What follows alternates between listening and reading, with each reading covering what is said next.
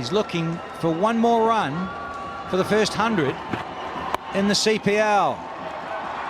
Crowd, listen to it.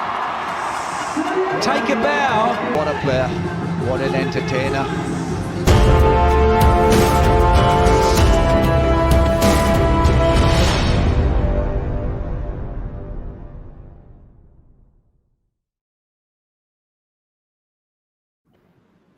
The first ever century of the Hero CPL. And it perhaps is fitting, Danny, that it was scored by Chris Gayle. Yeah, because he really is Mr. T20, isn't it? I love listening to Christopher Henry in recent years and talking in third person about himself all the time, the universe boss, or, dark and stormy. And he does. He sets the world on fire in this fabulous format.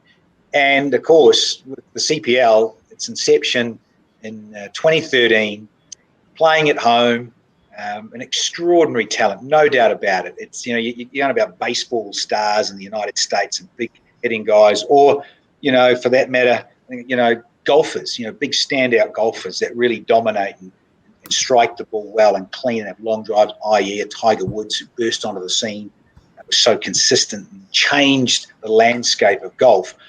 This guy, I reckon, same. Gayle is right up there and so physically imposing. I often called him Darth Vader with, the hairpiece on and, covering that, and looks like Darth Vader at a Star Wars, storming in and just having that presence and then hitting it where he wants to.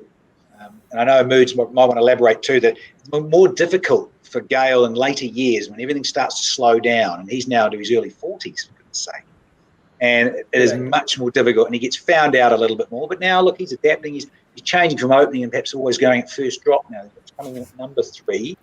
When the ball's perhaps lost a little bit of zip and swing and shine off it, maybe, and we've noticed the white ball doesn't quite swing as much prodigiously as it used to, maybe in those, 10 years ago or so.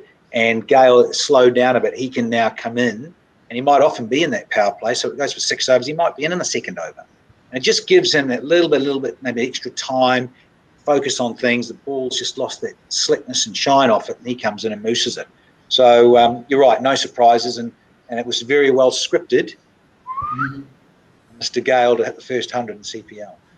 Absolutely. Tom, we spoke previously about, Dreras being a good finisher, and you spoke about how, he's different to a Dhoni or a Virat Kohli, or indeed a Michael Bevan. But Chris Gayle in a run chase, coming up top is just a different, just a different level, because he actually literally bats through the innings and backs himself to see his side through. Yeah, look, Chris has got quite a remarkable international career. A lot of people forget that Chris Gayle's played over 100 Test matches. Most people sort of align Chris Gayle as this T20, superstar. But Chris Gayle's had 2 lives in the game. He's had one life as an international Test cricketer that's played over 100 Test matches and done that exceptionally well with a triple century in amongst that, which I was privileged enough to witness against Sri Lanka down in Galle. He's had a second wind, if I can put it that way, where he has been by far nearly Bradman-esque with his T20 exploits. His T20 numbers are just remarkable. The amount of that was the first in the CPL that we witnessed, but his numbers overall in T20 cricket are just gobsmacking. It's hard to get your head around the volume of runs, the number of hundreds he's got in T20 cricket, and the strike rate that he does it. So once he gets in, he does see, more often than not, he sees the game to the very end. But the advantage of power play and Chris Gayle is that you just, once he gets going, you can't restrict him. And once he's in, there's no ground in the world that's big enough because of his extraordinary power.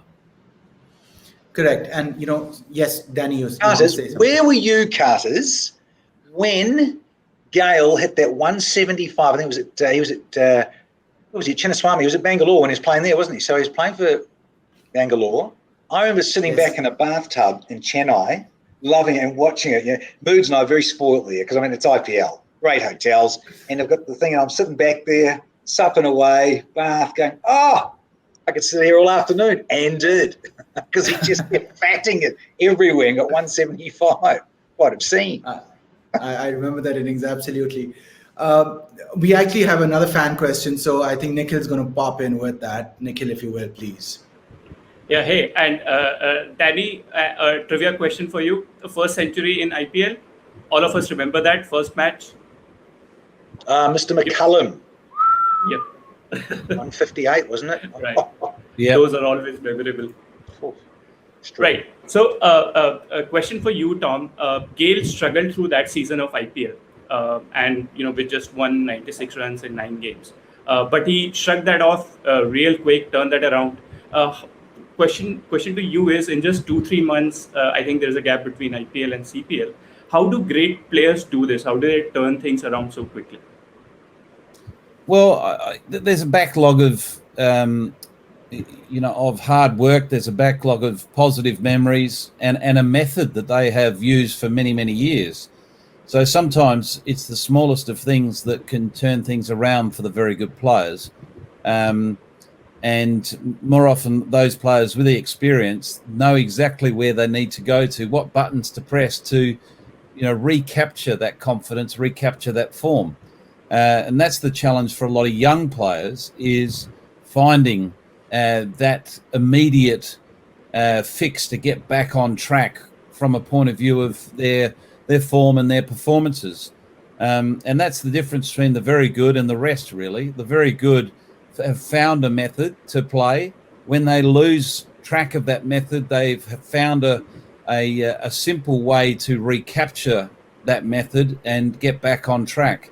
The younger players at times can take some time to recapture form, purely because they've yet to find that method to return to form. And that just comes with experience. You don't learn these things unless you experience them firsthand.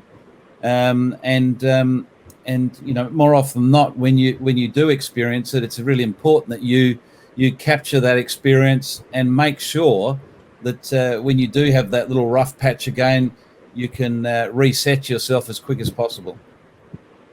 Right. Your thoughts on that, Danny? Oh, it is. And I remember it well, because you're going about that 24 season. Whenever you like to go on about them in different times, because these guys play so much cricket, I think that in part helps as well, that you can try and get back in the saddle, as it were, but there's no excuse, there's no hiding for hard work. And as Mood says, you'll know with great players, they'll go out and do all the extra stuff to get back in that, whether it's off a machine hitting lots of balls, a batter doing that, whether it's a bowler sticking a cones in an area and wanting to hit and strike that area in that length, all of those sorts of things. And it is, and Mood's mentioned it before, if you've got great confidence and you have that experience as well, then that bodes for getting it right. And I think that's the difference of the great players. And that's the importance, again, coming back to T20, that again, the great players, the very good international players, have the second part of their career where they can eke out and play to their late 30s, 40-year-olds, as Gayle is, to then pass on that knowledge and help the younger guys and rub shoulders with these youngsters and help them on their journey. So, don't underestimate that. I mean, that's key as well. And that also keeps that great player enthused and keeps wanting to do it and perhaps eke out every last drop of their ability.